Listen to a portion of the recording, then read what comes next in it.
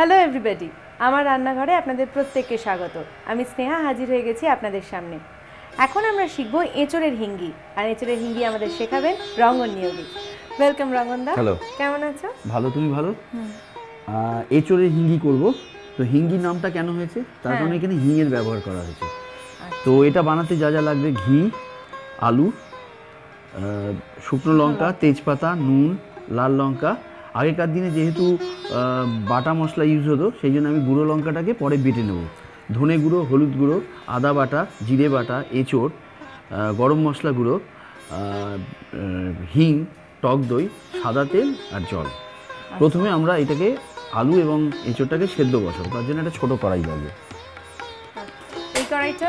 হ্যাঁ, ওতে হবে।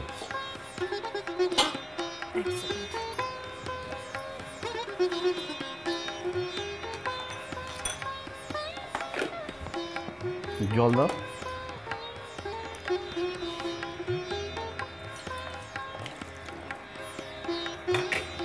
আরও? হ্যাঁ, আরও দিতে হবে। এঁচড়গুলো দিয়ে দিলাম, সেদ্ধ হোক। ব্যাস, এই জলে হয়ে যাবে। একটু নুন দিয়ে দেবে, সামান্য একটু হলুদ।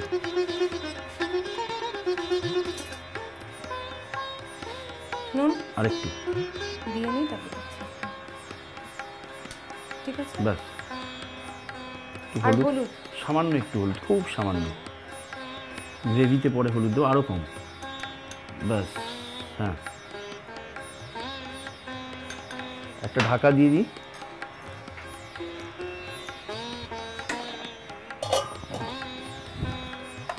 এবার আরেকটা কড়াই নেব, নিয়ে গ্রেভিটা বানানো শুরু করব। এই কড়াইটা? হ্যাঁ। গ্রেভি বানাতে কি দেবো বলো? প্রথমে ঘি দেব।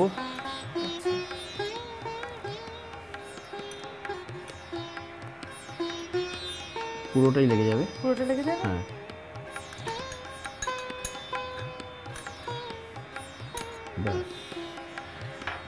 আজ আর ভয় নাই বা পেলাম।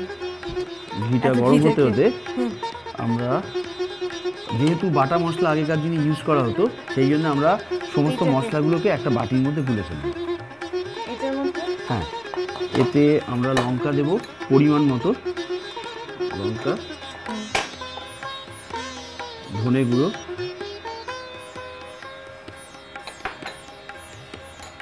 হলুদ, হিংটাকে আলাদা করে গুলে রাখতে হবে একটু বাটিতে। ছোটো সামান্য হিং নিয়ে গুলে রাখতে হবে। এখানে জল দাও একটু, জলটা বলবো আর একটু। ব্যাস, হিংটা গোলা থাক। এবার এখানে জল দাও। ঘিটা গরম হয়ে গেছে, আর দেবো আর একটু। ব্যাস, তুমি এটাকে ভালো করে বলো। আমি ততক্ষণ একটু তেজপাতা, শুকনো লঙ্কা আর জিরে ফোড়ন দিয়ে দিচ্ছি।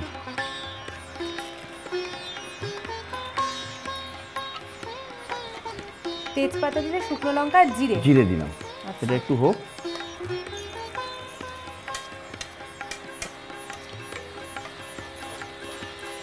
ঘিটা মোটামুটি হয়ে এসছে। এবার আমরা ওই মশলা গোলাটা এর মধ্যে দিয়ে দেবো।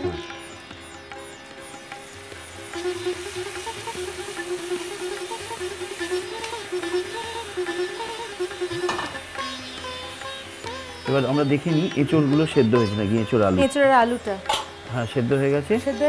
হ্যাঁ, এবার এগুলোকে ছেঁকে তুলে ফেলবো। ওই গ্যাসটাকে অফ করে দিই। এর মধ্যে দিয়ে কষতে থাকবো।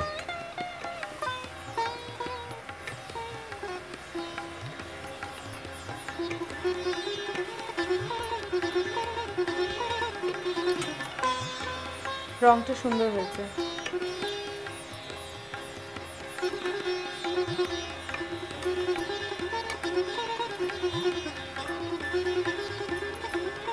হতে থাক, তুমি নাড়ো, আমি যতক্ষণ এই জলটাকে।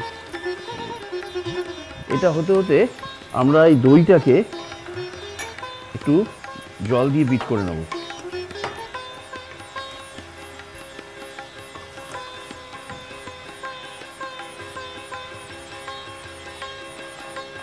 এবার আমরা যেটা করব সেটা আরেকটা কড়াই নিয়ে নেব। এই কড়াইয়ে একটু সাদা তেল দেবো, সামান্য, জাস্ট একটু সাদা তেল। বলো, আমি তোমাকে পাস করছি দিক থেকে। আদা বাটা, আচ্ছা, স্পুন দেবো একটা।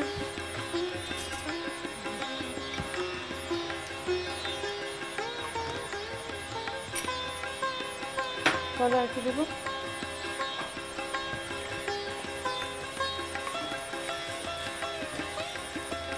একটা তেজপাতা দাও।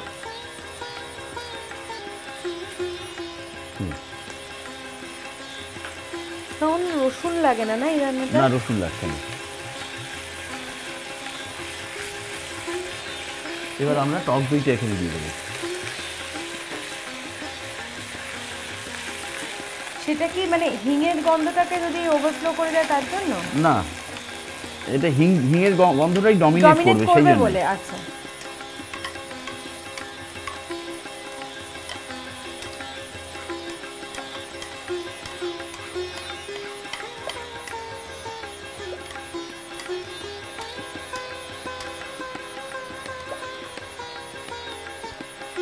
একটু জিরে গুঁড়ো দেবো এখানে।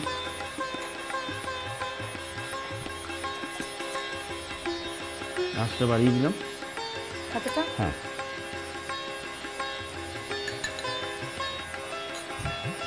যদিও এঁচড় আমার খুব একটা পছন্দ না, খাই তবে খুব একটা পছন্দ না, কিন্তু দুটো কড়াইতে যা রং এসছে এটা দেখে মনে হচ্ছে খুব ভালো হবে। এটা ফুটে গেলে আমি এঁচড়ের মধ্যে দিয়ে দেবো। আচ্ছা, আর হিঙের জলটা এখানে দেবো। গুলে গুলে দিতে হবে, না তো তলায় লেগে আছে।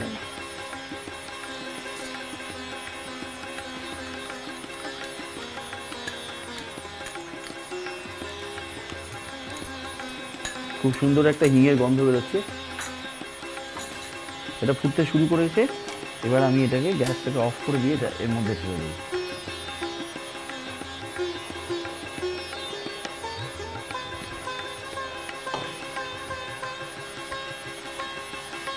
এবার ঘিয়ের গন্ধটা এবার খুব নুনটা টেস্ট করে distinctly দেখতে পাওয়া হবে, যাচ্ছে। একটু সিজনিং টেস্ট করে দেখতে হবে। দেখি আমি।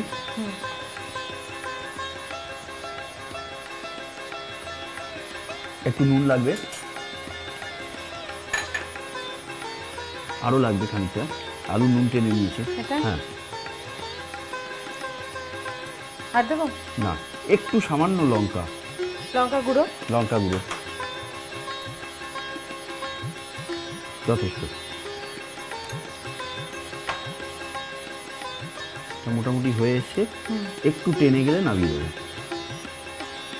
এমনিতে একটু মাখো মাখো হবে, তবে আপনারা যে যেরকম ঝোল হ্যাঁ, রাখবেন সাদা মনে ভাতের সঙ্গে করবেন। যদি খাই আমরা, তাহলে সেখানে ঝোলটা একটু বেশি থাকবে। আর যদি রুটির রুটি সঙ্গে দিয়ে খেতে খাই। যাই, তাহলে একটু গ্রেভিটাকে কম রাখতে হবে। আর নামাবার পরে গরম মশলা দিয়ে গরম মশলা ছড়িয়ে দিতে ওপরে হবে। গরম মশলা ছড়িয়ে নামিয়ে নেবো। এটা রেডি হয়ে গেছে মোটামুটি। আমরা একটু ঝোল ঝোল রাখছি সাদা ভাতের Off সঙ্গে করে খাবো দিই? বলে অফ করে দাও। করে দিলাম। গরম মশলাগুলো তোমাকে সার্ভ করার জায়গা দিই। এটার মধ্যে সার্ভ করো, খুব খুব ভালো সুন্দর লাগবে লাগবে ওটা কালারটা। serve করলে। হ্যাঁ হ্যাঁ।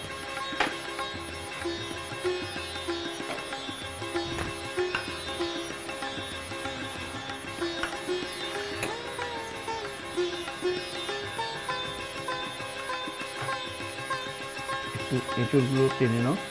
আচ্ছা, এবার আমার হাতটা। ওই ছান্তাটা আছে দাও, হ্যাঁ আছে। সুবিধা হবে।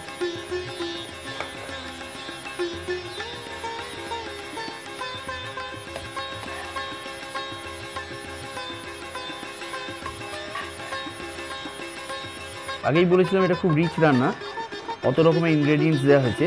আর এঁচড় কিন্তু আমরা গাছ পাঠা বলি। তো খুব সুন্দর একটা কালার এসছে, তেলটা ওপরে Try ভেসে করবো। উঠেছে। ট্রাই। এঁচড়ের হিঙ্গি একেবারে তৈরি। ভীষণ সুন্দর দেখতে হয়েছে, আর ঘি এবং হিঙের একটা অদ্ভুত স্মেল বেরোচ্ছে। আমি তো এক্ষুনি ট্রাই করব, আপনারাও ট্রাই করে ফেলুন। আর এরকম হারিয়ে যাওয়া রান্না যদি খুঁজে পেতে চান, তাহলে নজর রাখুন আমাদের ওয়েবসাইটে।